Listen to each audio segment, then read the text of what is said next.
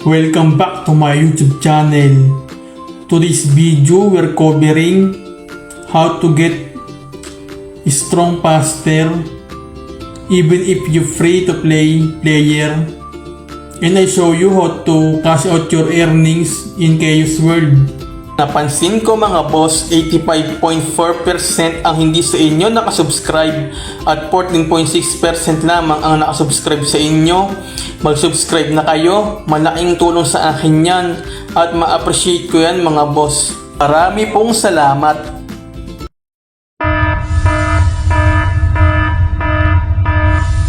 So mga boss, ang gagawin dito para lumakas ka sa Chaos World, no?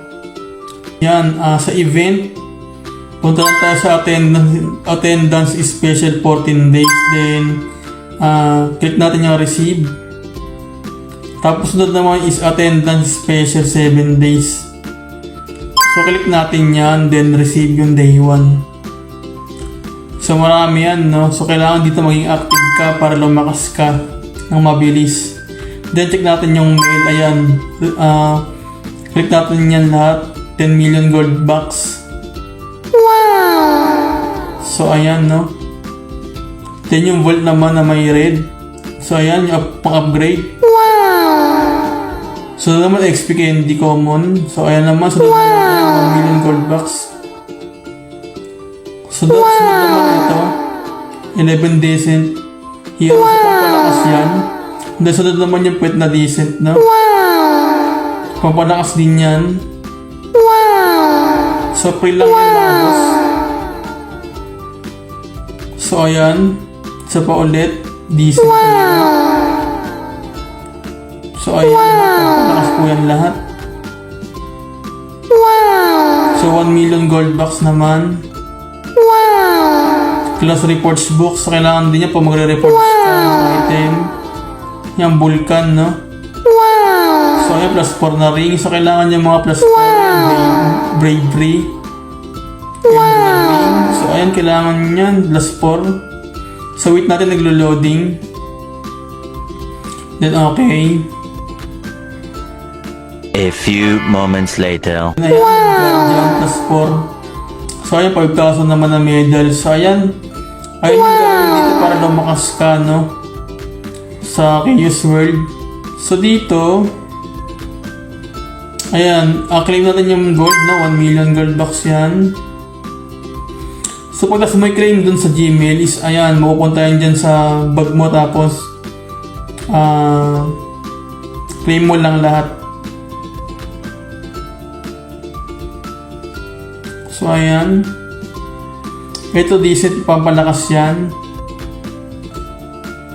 So, sana may makuha tayo. Ayan, wala tayong nakuha, no? Mahina lang yung dumating na card, pang decent. So, ayan.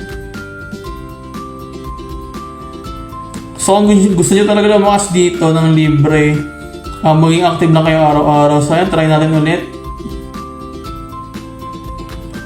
Ayan, nakuha natin yung plus 7, tsaka plus 8, no?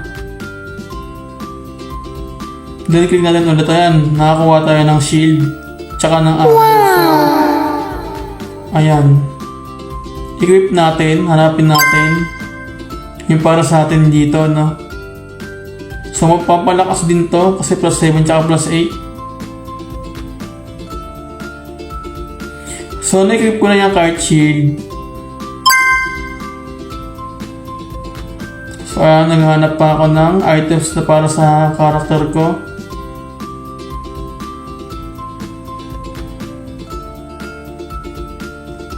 So, ayan. So, ayan, plus Guardian Angel Earrings, no? Equip mo rin yan. Pili ka lang dyan.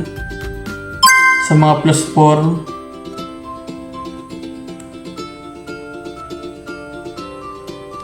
So, ayan, Earrings of Bravery. So, ayan.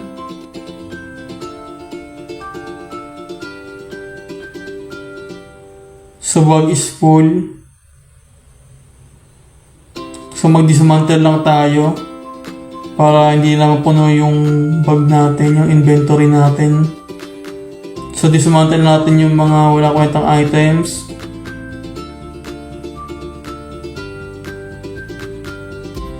So, ayan, draw natin. Pet card.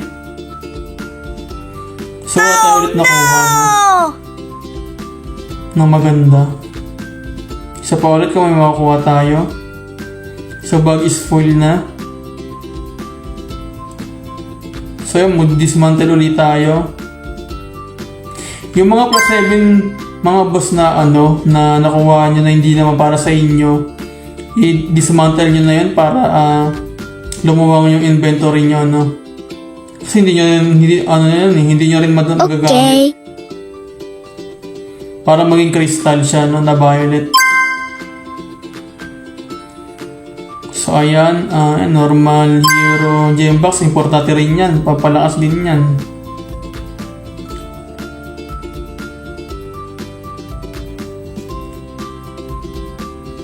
So, ayan, 10 million gold box. Ayan, nakuha natin, So, next vlog ko na lang yan i-vlog. So, ayan, equip natin itong plate armor. Equip natin. So, ganun lang naman dito mga boss para lumakas ka, So, ito naman yung XP Candy Common is magkakaroon ka ng 66 million na XP pagka ni-use mo yan tapos naglaro ka. So ayan, syempre mag-take ka rin ng dungeon para lumakas ka, So ngayon mga boss, share ko naman sa inyo kung paano i-cash out yung earnings nyo sa Chaos World. So syempre kailangan may CrossX wallet ka, then yung CrossX wallet is nada-download sa Play Store, then kailangan may MXC account ka, then nada-download din siya sa Play Store, then verify mo lang, then okay na yon. Tapos punta ka sa CrossD Digital, then yung link nun ilalagay ko sa comment down below. Tapos syempre ito na yung sunod, i-open lang natin yung account natin sa CrossD Digital, then swap natin yung cross to Cross BNB. Lagay ka dito ng amount mo na 111 cross. Paglagay mo, click mo lang yung continue, then click mo lang yung check, then confirm, then ayan, lagay ka na ng pin mo, kailangan yan. Ayan, breed transaction sent na, then punta ka ng MXC, refresh mo lang yan, tapos punta ka na ng MXC mo. So ayan, nag-reflect na, MXC na tayo. Open mo yan, click mo yung deposit. Only this time, click deposit. Click on chain deposit. Hanapin mo yung cross wallet o yung cross BNB na token ay nasa top. Then, click mo lang yan.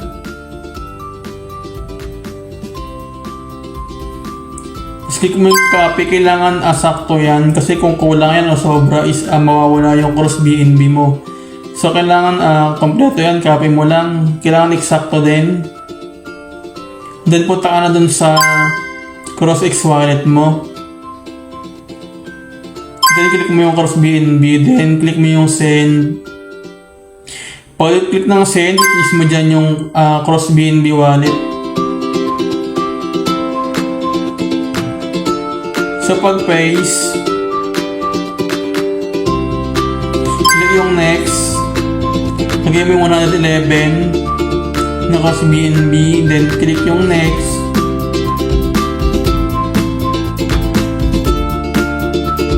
Click transfer. So, send successfully, then complete. So, punta naman tayo sa MXC account. Then open. Ayan, deposit successful. Click yung convert. So, pag-click ng convert, yan, hanapin mo yung Cross BNB na token. From Cross BNB token to USDT. So, ayan, click lang natin yan. Then, USDT naman.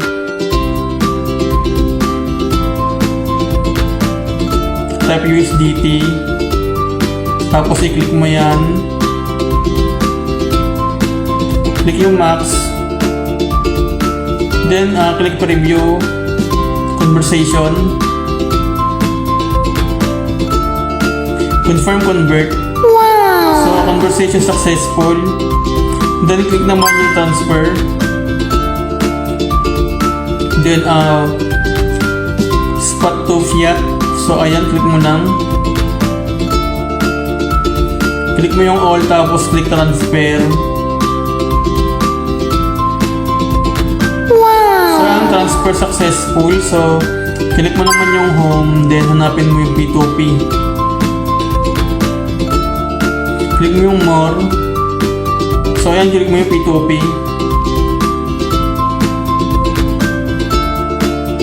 Then, click mo yung sell. Then, hanapin mo yung Gcash sa all payment, no? Para lahat ng payment is Gcash lang din. Click mo yung maghanap ka ng limit na 500. Tapos, click mo yung sell. Then, ayan. Click mo lang yan, yung max. Then, ayan. 568 na Gcash yung makaka-claim natin o ma-receive, no? Then, click mo yung sell USDT. So, naglo-loading. So, yan, payment pending. So, huwag nyo agad i-release yung USDT nyo kung hindi pa nasa-send sa inyo yung payment sa Gcash. So, ayan. So, wait lang natin. Pwede nyo rin i-set yung trader, no? So, ayan. Tingnan natin kung online yung trader. So, ayan, online siya. So, pwede mo siya i-chat kung gusto mo. Pwede rin hindi.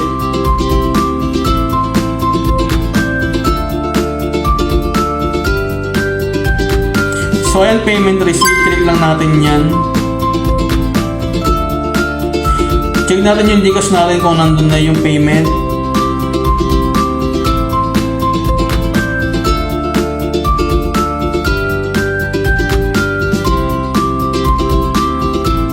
So, nasunod na natin yung 568 Gcash. Then, babalik naman tayo dun sa MSC account para i-release na yung USDT kasi nasend na niya yung payment na Gcash. So, ayan.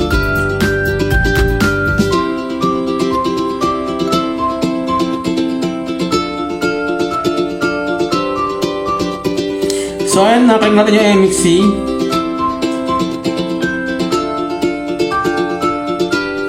Click natin yung orders.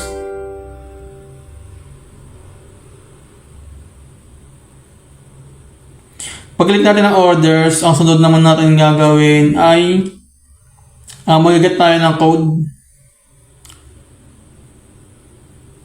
So, ayan, click mo yung payment received, then, ayan, click confirm.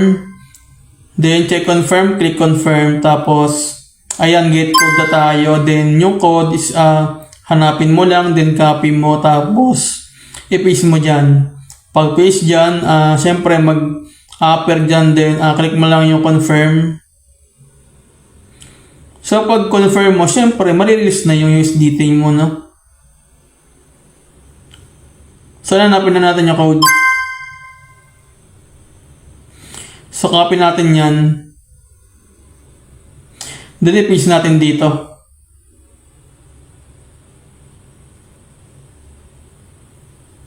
So, ayan. Successful na, no? Order details completed na. So, ganyan lang dito. Mag-cash out ng earnings sa Keus World. So, sana nakatulong itong video. Maraming salamat. Kita tayo mga boss sa susunod na video. Maraming salamat.